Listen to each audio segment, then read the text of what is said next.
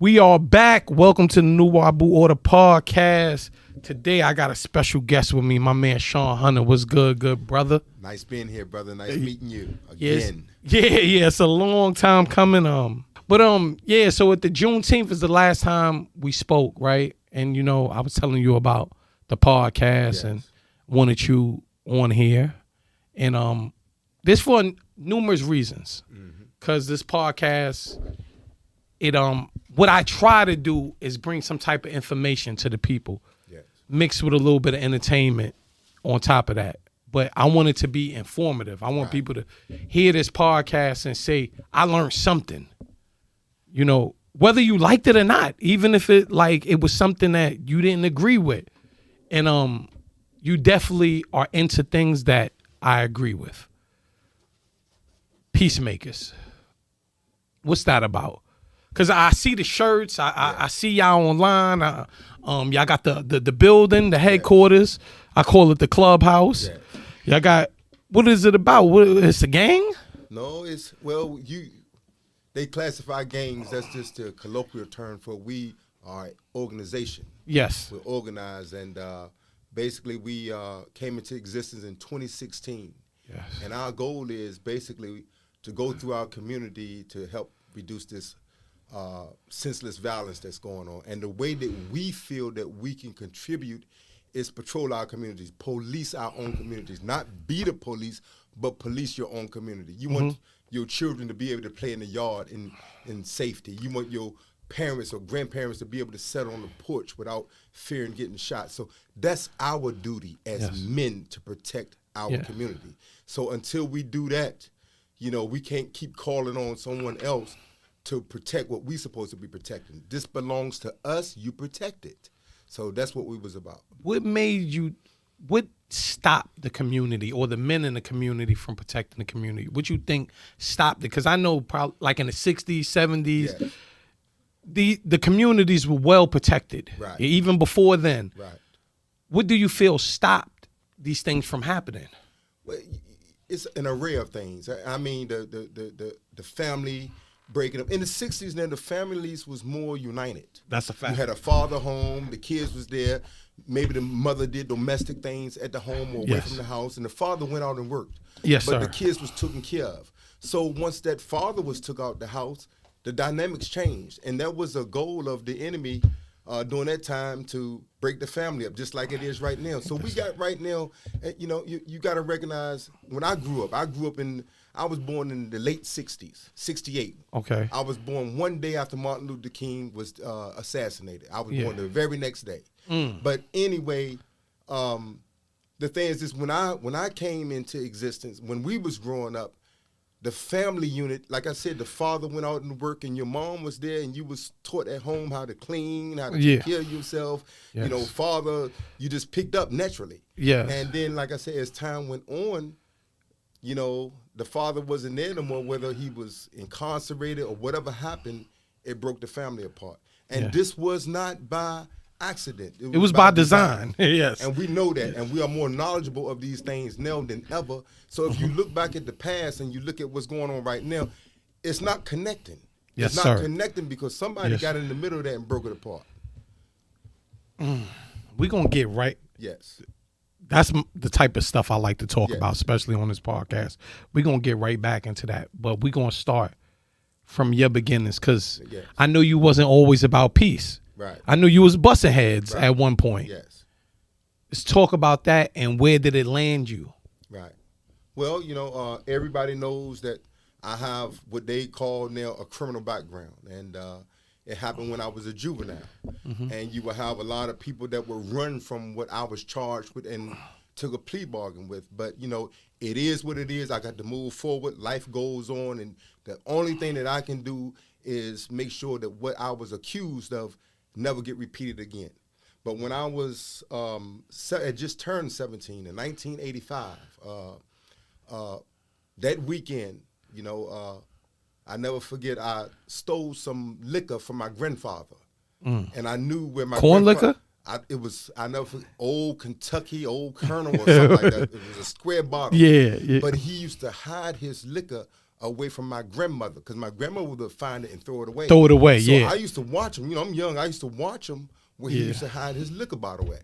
And so it was my birthday. I had got me some liquor, stole it from my grandfather, got me some weed from D.C. called Lovely, which was laced with PCP. Oh, yeah. So that night, we and some other guys, we got together and we got high and we drank and we went to some girl's house. And one thing led to another. Next thing I know, for real, and this is where it goes blanket. Next thing I know, the next morning, I was laying in the bed, sleep. The girls was in the bed and the other dudes and the parents came in and boom. They didn't lock us up right then and there. The next day we was incarcerated, locked up and charged with, initially we was charged with rape, but there was no rape. Yeah. You know, and this was in 1985, I just turned 17. And so to move forward real fast, because to get all into the details of the court and stuff like that, just know that I don't run from what I was charged with, what I was convicted of. I'm standing here right today to try to prevent this from happening to anybody else. You know, that's why I talk about it. But my parents got a black-footed, and this was in a town called Allegheny County, Virginia. I know what it is. A very little racist town, little Andy Griffith town. And so my mother and them, for my protection, went and got a lawyer out of Norfolk, a black lawyer. Yes. And so the lawyer came there, and he was like, man, they're going to railroad y'all down here because... so everyone got charged, all your friends? Yes, everybody got charged. So the lawyer came down, but, my mom we got our own lawyer. But the other people they got court-appointed attorneys, but got our own lawyer. And so the lawyer came down and was telling me, hey, man, if I was you, I would take a plea bargain because my mother was sick during the time. My mother had cancer, throat cancer, young. She was only 42 years old. Oh, man, she was a baby. So she had cancer during the time. So the lawyer was telling me, hey, man, you young, you take a plea bargain, man. You want to see her live, you know what I mean? You take a plea bargain, that'll prevent your mom from having to get on the stand because she's in bad health and this will really take a toll on her. Yes. So, and he's telling me, well, if I was your brother, this is what I would do. But this was the thing, I took a plea bargain for 25 years. A plea bargain for 25 years. Woo. First time in trouble. Plea bargain for 25 so you years. never even been in trouble before this? No. Wow. No. This happened when I was a juvenile. Yes. Wow. And they did not, try me until I became an adult. But anyway, they tried me as an adult. It happened when I was 17. And it's just a whole lot of stuff that went on, but I'm going to move it very quickly. So I took a plea bargain. The lawyer told me you was going to say, Shawn, you're going to only have to do 4.5 years. And I'm just like, 4 point, that's all, you still going to be young, man. You come out, you're young, and I'm just thinking, just to relieve my mom of having to get on that stand because she had throat cancer at that. And I didn't, and to see me go through the things and I'm seeing her, it really would have took a toll on her. Yes. So anyway, I took the plea bargain. When I get in the prison system, then I find out that the 4.5 years he was talking about, that I'm going to be eligible for parole. That don't mean it's going to be mandatory. So while I'm in prison, while I'm in the prison system, I go in there when I'm 19. So and they send me right to. So you did like security. A year, like in the jail, in the county, in the jail. Yeah. So I'm 19 when I go to prison.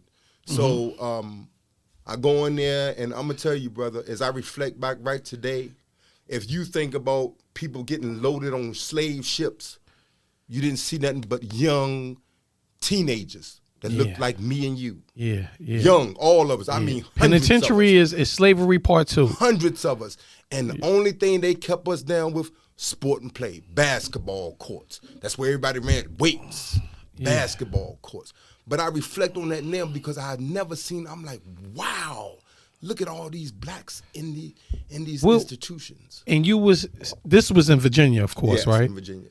Where they send you first when they first sent you down the road? But when I first went in, I went to a place called Southampton Receiving. I don't even think that's where Nat Turner in 1831. Yeah. Southampton. I think that's the joint they call Gladiator School. I don't know, but it was it was Southampton. They had a prison there, and they had a reception center there. Okay. So they sent me to Southampton. So I stayed there for like 30 days. You know, that's when you do your reception classification and all that Yeah, stuff like yeah. that. I was a kid, man. I wish I still had the pictures.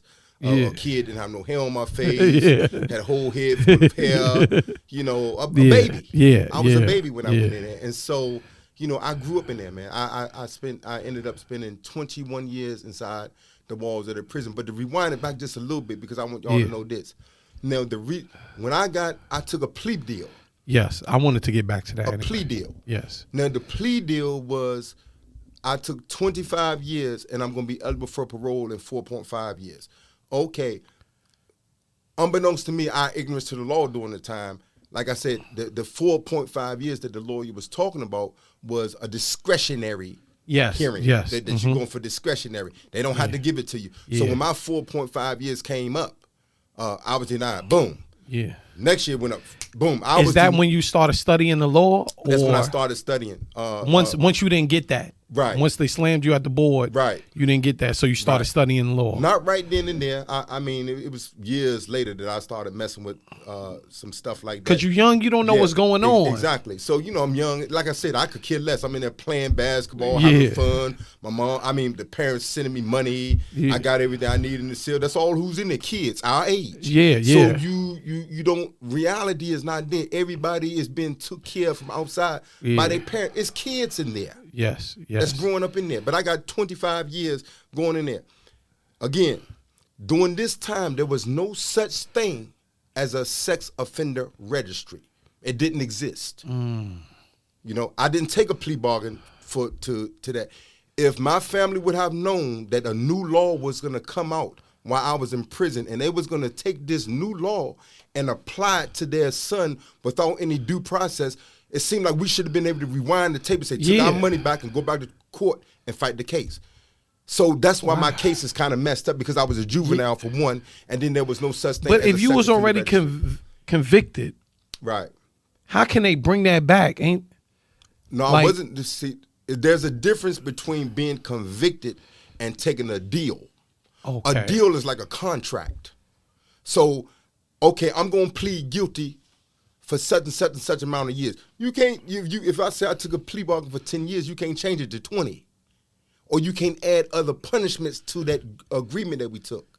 You understand what I'm saying? Yes. So anyway, this sex offender registry thing did not exist. I would have never took a plea bargain if I knew, well, when you get out, you got to register as a sex offender too for the rest of your life.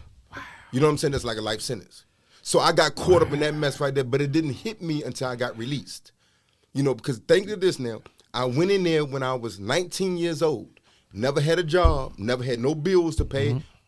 I was a kid. I was took care of as a kid. So I grew up In there. in the prison system. So when I come out, this is reality now. Did you get any trades or schooling or anything in there? I took college classes while I was in, and I self-taught myself because I did I did a lot of segregation time.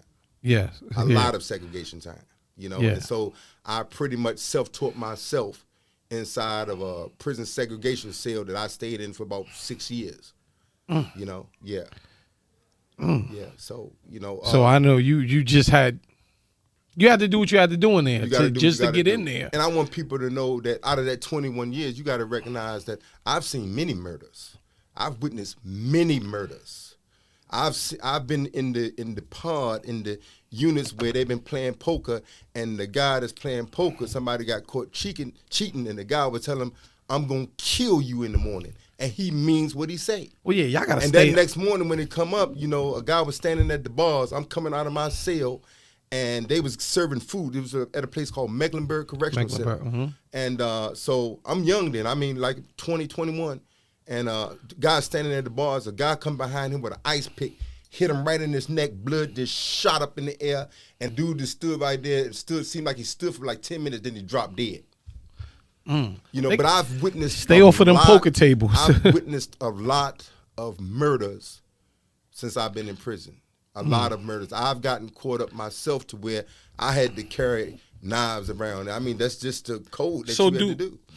So, with that being said, does it really change you, rehabilitate people, or make them better criminals?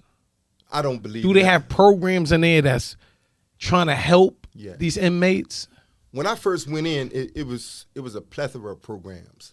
But as time went on, you know, they removed college from funding and all. Because they was talking about you just making them smart criminals, which was silly. I mean, education is going to automatically make you think differently. Yeah, exactly. Right? Because the goal is to want you to come back. It's not for you to never come back. So why are we gonna educate you, and it increases your chances of never coming back in here? Because now you could get a good job and all that, where you don't have to go back to the streets and stuff. So they knew what they was doing when they took that out. Well, prison is slavery. Prison is the plantation. I mean, this is the reality. The 13th Amendment said that prison was, slavery was abolished, except for if you are up under some type of judicial sentencing or probation or something like institution. You're a slave. Yes. You are a slave. Yes. Literally. In 21st century, you're a slave and you walk around here with your pants hanging off your butt on probation thinking that you're free, but you're a slave. Yes. And so we got to recognize what is going on with us. I know what is going on. Yeah. I spent 21 years in there. I'm telling you, brother, I made it up out of there every day. I drop on my knees and thank Allah for letting me make it up out of there with a sane mind. I've seen so many get out and be gone. So in that 21 years, what year you came to the point where you said, when I get out, I'm not coming back. I have to change my life. Like, what year was it? Because I know probably your first 5 years you was going crazy. Well, I did 21 years, and I will admit, and it's nothing to laugh about, but I had one of the worst prison records in the state of Virginia to where they got me out of Virginia. And I'm going to say about that. So anyway, when I came in, my mom died. And they wouldn't let me go to the funeral. And so I zerked out. And I felt like this, my frame of thinking, coming straight off the street, you're young, that's the worst of the worst. I can't go to, there's no rationale to me. Yeah, of course. At all.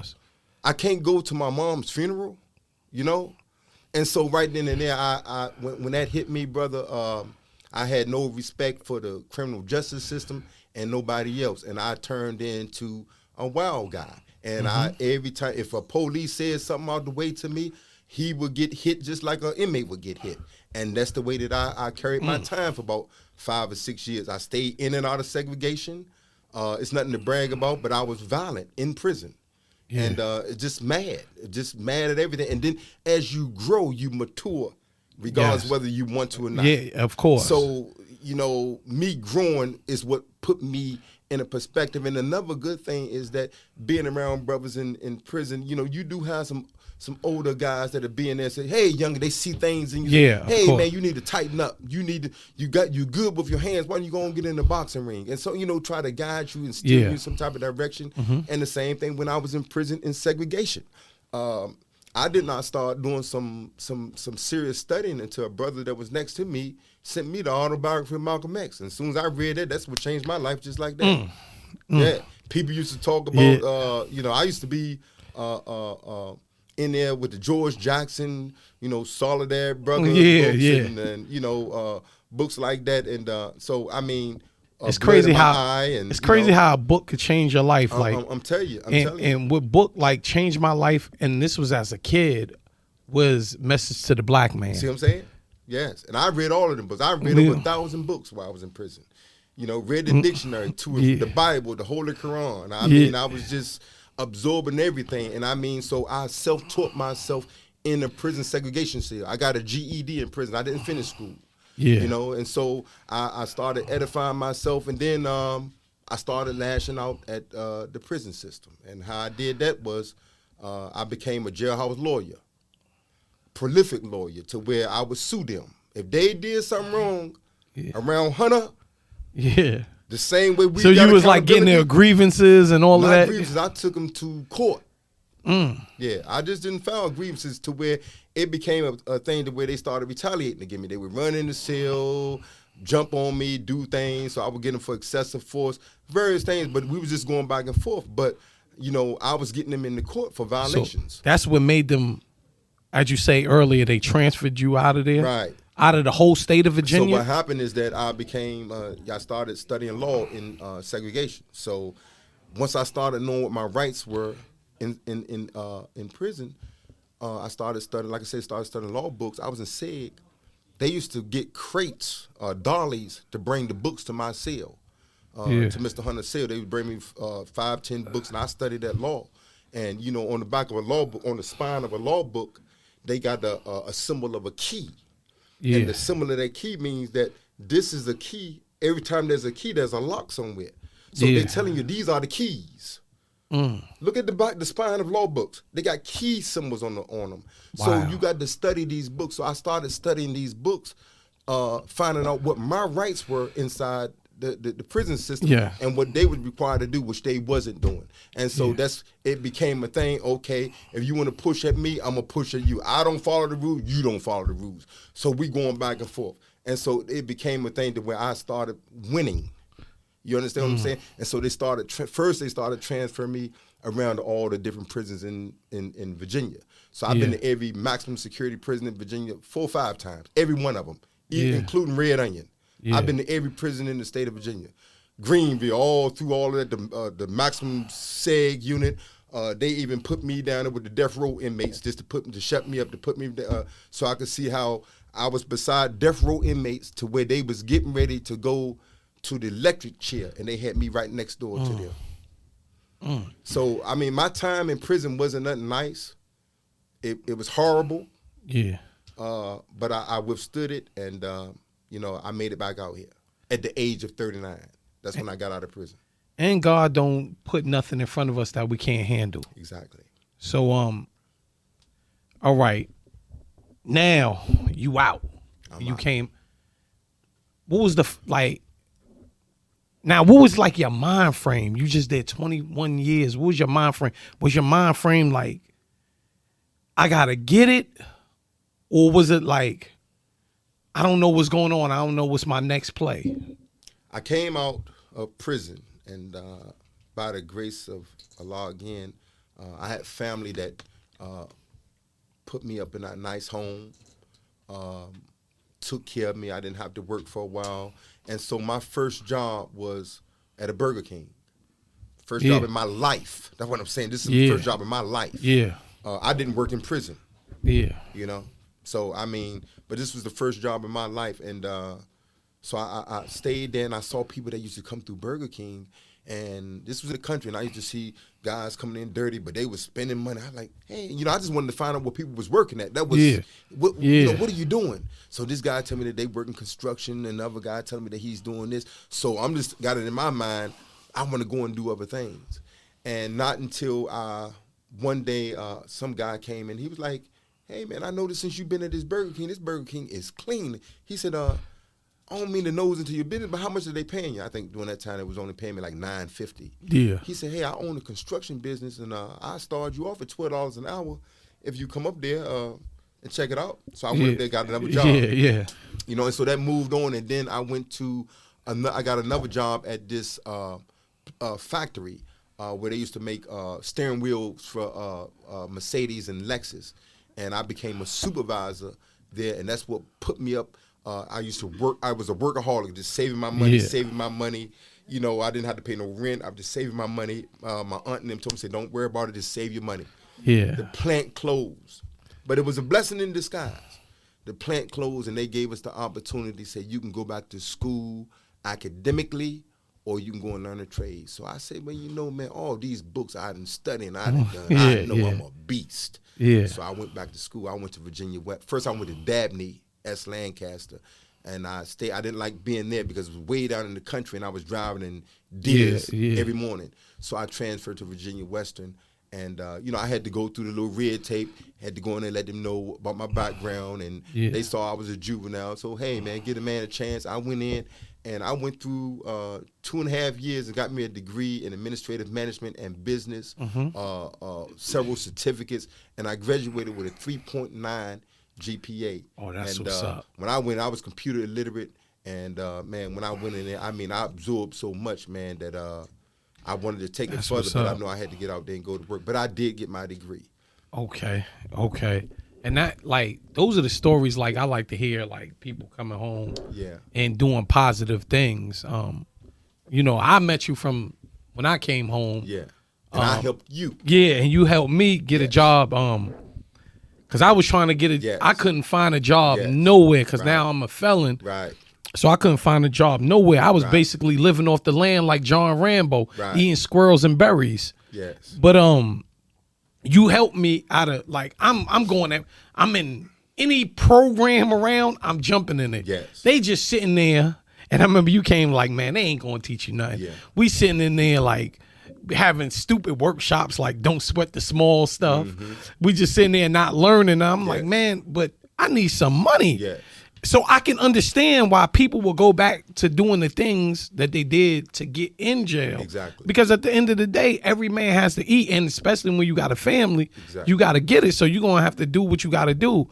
And you just told me, you was like, where you want to work at? I told you where I wanted to work at. You made the call right there. Exactly. And I was already out for about almost a year. Exactly. With no job. You made the call right there. So I I said, empathize, brother. I Yeah. mean, and I know and you cared. And not only me, like Exactly. it was like hundreds of people. exactly. And I You want to got say this, jobs and for. those who are listening, please do not. I know this is a long interview, but a lot of people need to hear what happened to me. Yes. They Yes. need to hear what happened to me. So we're going to push forward this, but you need to know what happened to me, because what happened to me, if you got kids, could happen to one of your kids.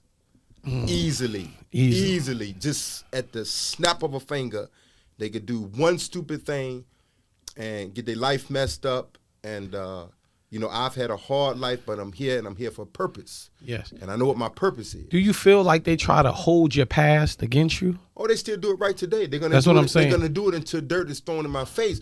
But the thing is, Because then you try to run for office. I sometime? did. I ran for city council. City council. Okay, yes. I got all my rights restored. I helped a lot of. I was the one that went before city council for the ban the box. You remember that? Yes, to yes, ban sir. the box to help people get jobs for the city. Yes. But I say this to say these things, and then we gonna go forward. When I was in prison, brother, I prayed to God, and I asked God many times, why did you allow me to come to prison for this stuff that I'm in here for? I know I can fight. Yeah. I know I've done some things when I was young in D.C., snatching change and purses and hats and stuff, but I've never in my life committed anything sexual against any human being. Never. Never in my life. And I asked God many times, why do you allow this to happen to me? And I was an angry young man the whole time through prison. And I can understand that. Somebody called me and said, I'm ready to rip his head off. Yeah. That's the same thing out here. I just remain calm. Yeah. These people don't know they running around and calling somebody this and that and don't know that man's story. They don't know what I went through, but behind the hurt of losing my mom. So when people speak that, they don't know what they trigger when they say what they say. But you never see me run from nothing. I don't run from it, but I say that to say this. When I got out of prison, brother, and this is the honest to Allah's truth, I was at home one night, and your spirit can speak to you. Mm-hmm. And I'm in college during this time. And Allah spoke to me, and this was He said, I allowed this to happen to you for me to show my power. And that's a deep joint right there. I'm saying this. I'm a convicted so-called sex offender. You've seen what I've done here. Mm-hmm. It ain't me, brother. Mm-hmm. You've seen me come. Who do I help? Yeah. Who do I help? Not just Yeah. ex-offenders. I help everybody. Yeah. That's a fact. And like I said, I've witnessed it. I've been around a brother, and he helped me. Like so I can say that as the truth. I can say that, but I just want people to know that, regardless of how a person may feel about me, or trying to judge me by a background, you need to revisit that and step back and look at the what God is doing in somebody's life. Yeah, and when people do that though, for the most part, they don't know the story. Exactly. They don't know the story, and I like the fact that you brought the story up, and you shed light on it, like, and you're not scared to tell your story. But now the pacemakers thing. Now, peacemakers. Yes. I keep saying pacemakers. Right. Peacemakers. Now with this is starting to really get legs now. Yes. So what happened? Where you seeing it going, or where are you trying to take it? how the Peacemakers started was I went to the 20th anniversary of the Million Man March. Yeah, I was there too. You know, I think you had called me. Didn't you say, I saw you there. Somebody saw you. You say, I think you saw me over the jumbo screen or something. But anyway, I went to the march, and, you know, I mean, I got people that's friends that's close to the minister. And so I was able to sit at the table with Minister Farrakhan, me, and some other men that was, you know, doing things in the community. And so he asked us, and he gave us some orders. He said, I would like for all of you men and women that are here today that have some type of leadership in your city, you're doing things and you're concerned about your city, I want you to go back there and start conflict resolution centers. Yes. And so those was the orders. And so I was able to speak with the minister in private and talk to him. If you all go on to Facebook, you see the pictures of us. I'm still in contact with him. But I came back, and just keeping it real, where it all started at was at Paradise Cathedral with Bishop Mayo. Yeah. You know, and a whole lot of brothers speak ill of that brother there too. But, you know, all of us have our issues. Yes. All of us do. Yeah. You know, and so we just got to know how to deal with one another. And so, but anyway, he opened the door for me, and we started we called it the 100 Fearless Peacemakers. Yeah. And remember that? Yeah, Bishop Mayo, right? Yes. I didn't want to get on that, but y'all had that event at Eureka Park, and it was some brothers from the nation that came out. Yes. He was highly disrespectful to them.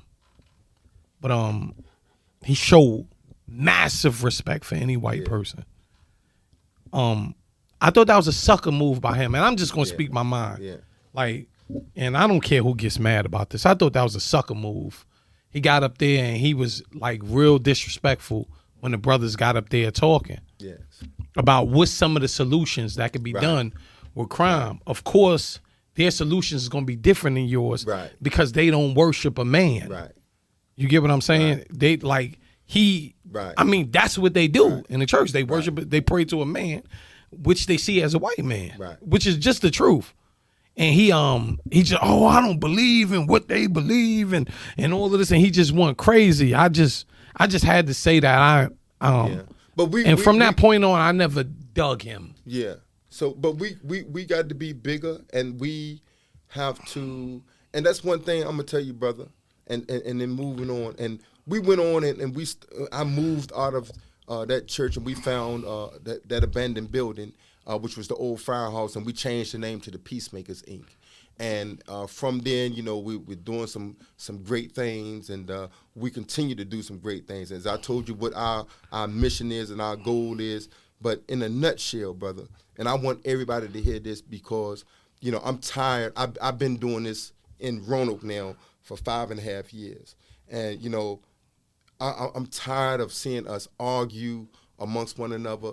You know, if we got issues, man, we need to talk about it. If it's a brother that you don't mess with, you just don't mess with him. That's all I can say. So I try to refrain in growth. There's a lot of people that I've had some events with here in Roanoke. And, you know, people speak ill of me. The only thing they can go to me about is my background. That's all they get. You know, he's a sex offender. I mean, come on, man. We tired of that. Everybody know. And so I try to jump ahead of that. But it's time to move forward. It's too much knowledge, wisdom that we have that we are not moving forward.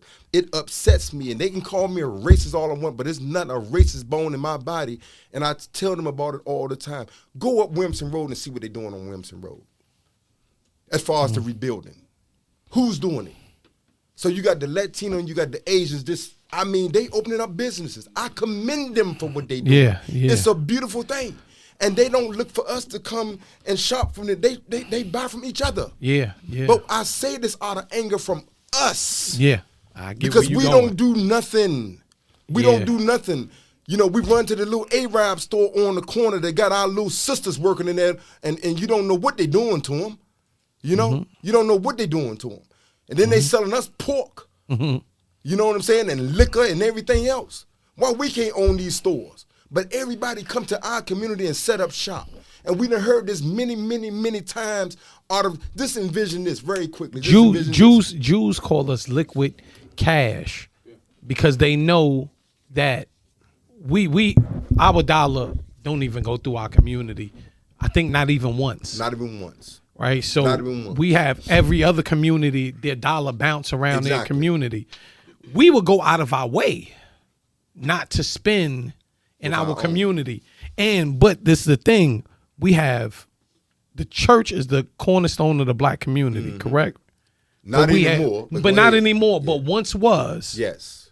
And these pastors and preachers are telling their people that's racist. Yeah. To go, like, we the only ones think that that's racist to spend your money with your own. Like the Jewish dollar, at certain points, it never even leaves their community.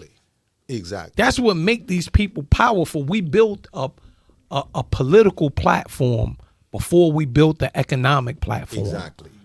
And that's why right now we're still begging for the same things we was begging in the 60s. Exactly. We need jobs. Yeah.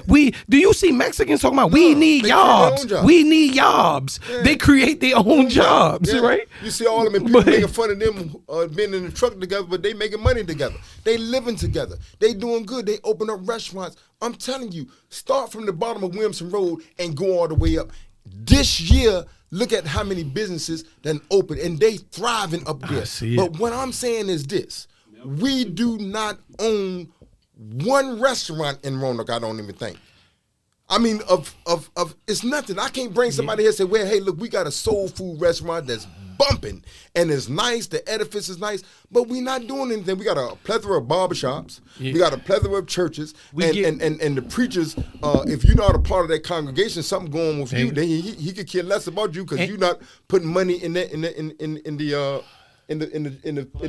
collection plate. But with the black community have a real problem with, we give away our industries. We do. We let every other person come in within our industries. I was just seeing an interview with this Mexican rapper in California. He said he'll never sign with a black man to a black label. He's like, because they not supposed to even kick it with black people. Yes. Right? But you're doing an art form that was created by black people. You're a rapper. You're participating in rap, but you would never participate in with black people. Right. We should say, cool, never fuck with your music. Right. But knowing us as being some silly motherfuckers, we gonna go and probably try to buy everything from you. Yeah. And another thing, like in New York, right? Growing up, when I was young, all the barbershops was like black owned. Yes. From like foundational black Americans, right? You go up there now. Yeah. And that was our kick it. Yeah. Like black men, that's where we go when we get information in the barbershop. Right? Every barbershop now in New York is Spanish. And everybody have to go to them to get their hair. Cause now you going in there, they speaking Spanish, you not knowing what they saying. You can't even vibe correctly. So I'm saying, like, even in the South, these little industries that we still got, like barbershops and all that, can be taken. Mm-hmm. So we have to start to learn to get your own. Like the Jewish community, they will even buy from their own, even if it costs more. Exactly. Even if it costs more. Exactly. So we have to get on that same vibe. I don't know why we so crazy to believe that that's racist and that's wrong. And other communities would tell us that because they know we so silly. Oh, yeah. You know what? That's racist. If you go support from your own kind, oh no, that's racist. But any immigrant that comes here and move here and that's business minded, 90% of the time, the easiest place for them to set up their business is in the hood. Because they know we're gonna give them all we got, right? Without and they not giving to no young little basketball teams, football teams. They not giving nothing out. They just giving us their ass to kiss, and they not even living in the community. They taking us, and they going to the county, and they going to their country with the money, and we just want to make them rich. I gotta make Ahmed and them rich. I gotta make Jose and them rich. But every store they go to, look at the vehicles that they drive outside. But I'm not going, they doing their thing, we need to do our thing. And that's the only thing. Point blank. And so the Peacemakers, this crime and violence, this killing in Roanoke. It needs to be addressed, and it needs to be addressed now. But what I am concerned about, that I'm bringing attention to, this is why they after me. I'm gonna tell y'all can just look, and this is why I'm being trying to shut me down. Speak on it. People are getting rich and making millions of dollars off of the tragedy of our communities. Oh, yes. And the way that they are doing it is that every time that there's a plethora of crime, they get their grant writers together and they push for grants. This money will never hit the crime-stricken areas. You'll never see it. They may throw a basketball cup and throw you some balls over there and tell you to go ahead and do it. We'd be so happy with that It's a joke. It's a joke, brother. It's a joke. I'm with you. So when we get a plethora of money in this city that's supposed to be for crime and violence, and then the money goes somewhere to people who don't live in our community, who don't know nothing about our community, and then you disperse money to organizations that don't do anything in our community. The kids that go to these organizations, our kids don't go there, but still, nothing is being put in our community. If you look around now, the only thing they have done in Northwest is went around and tore up all the basketball courts to say, hey, we're going to put new basketball courts up. That's what they have done since the crime and violence has done. Nothing has been built in none of the neighborhoods. No new lights have not been put through the neighborhood. No community watch programs have been implemented in the neighborhood. No rec centers. No rec centers. So this is what the Peacemakers do. We go around and we knock on the doors. And I see young men in there that, hey, brother, are you working? Man, I can't get a job. I got a felony. Hey, man, let me help you get a job. Peacemakers do this. Yes. And we also are able to talk to so y'all not just about like solving like violence or whatever. Y'all helping people in the community too. Exactly. You got to let people know that. Exactly. Because they think y'all just kind of like remember the guardian angels? People think that people think, and we're nothing like, people think that we are the police. We're not the police. We don't have the authority to arrest anyone, and we're not going to try to arrest anyone. Our goal there is to be a deterrent to a would-be criminal. Let's say for every evening or all the time you got people walking through the groups of people walking through the neighborhood with the shirts on, mingling with the residents. A would-be criminal would be out of his mind to come to this. Man, I ain't going through that, man. That group keep walking through there all the time. So we're a deterrent. That's what our goal is. However now, if I see somebody doing something violent, I'm going to do what I can to stop it. You know what I'm saying? Yeah. But somebody smoking weed or doing whatever, they hustle, that's their business. The Yeah. only thing we trying to stop is what? Murder of self. That's what we there for. So if you don't have enough heart to stand between the two dudes that's beefing, you need to get out the way, and get out the way now, because we got the heart. We're not afraid of our youth. We're not afraid of the guys that's out there in the street. We got a message for you, brother. We love you, man. Start thinking, man. Most of them got kids themselves, so they're not thinking. If somebody right now watching this say, I want to be part of the Peacemakers, how they could do that? Well, go to our Facebook page, and we got people you send a message, and they will send you back all the information that you need to sign up. And it's just not my goal to try to get everybody to sign up for the Peacemakers. I want every man to take his responsibility and be a man, not a coward. We can't be cowards now. And I mean, we have people that come to our churches, come to our businesses, and want us to vote for them. And then when they get in the office, what they turn into, it was what they already was, cowards. I can't You're lie. not doing nothing to correct the ills in our community. If you're going to go in there to go along, and I disagree with this, I don't go with no party. They never invited me to a party. I don't agree with no party. I'm independent, and I will go with whoever talking the right talk that I feel that's going to lead us in the right way. I just don't follow a Democrat because they said that's what the black people are supposed to follow. That's what I was getting ready to say. I was going to say something that's not real popular. We get to running up under these Democrats. Exactly. And they stiff us every time.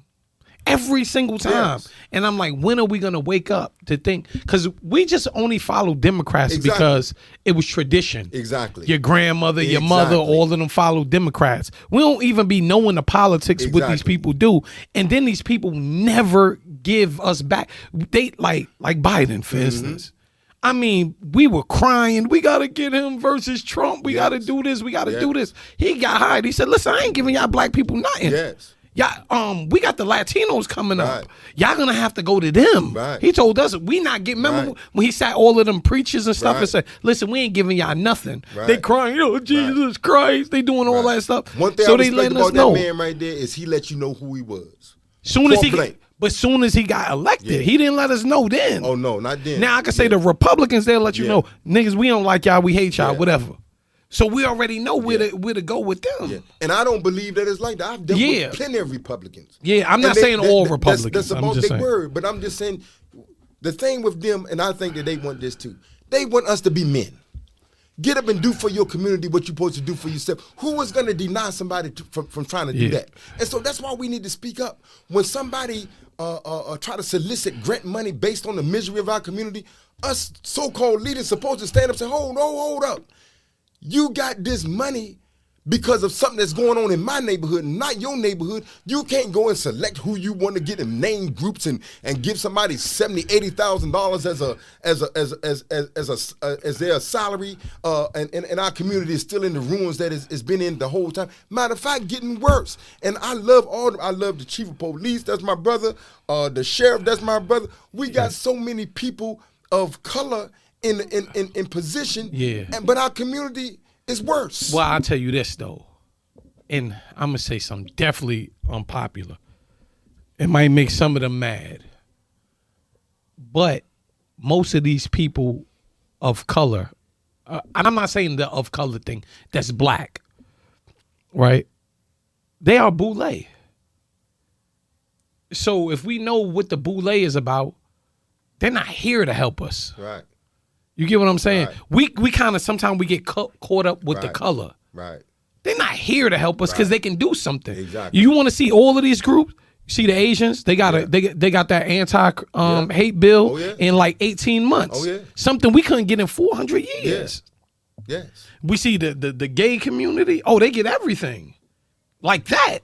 Yes. So it can be done. We got enough people in power that it can be done. But they start thinking like, well, I'm not only the mayor for just black people, I'm the mayor for everybody. You know what I mean? See, we think of everybody, but everybody think of their particular race. But when you are the mayor for everybody, you still supposed to help those who are in desperate need. So we need to bring. And we always the ones in need. We need to bring. But see, here in Roanoke, it's different. It's the dynamics is different. The mayor. I think that Mayor Lee is sincere. Has a beautiful heart. He does not have the support that he needs, and at the same time, I'm telling you, brother, that it's not the mayor. Your city manager runs this city right here. And I mean, he's not from here, but in a nutshell, we have to collectively, again, if we can build our own groups, we need to build our own power voting blocks.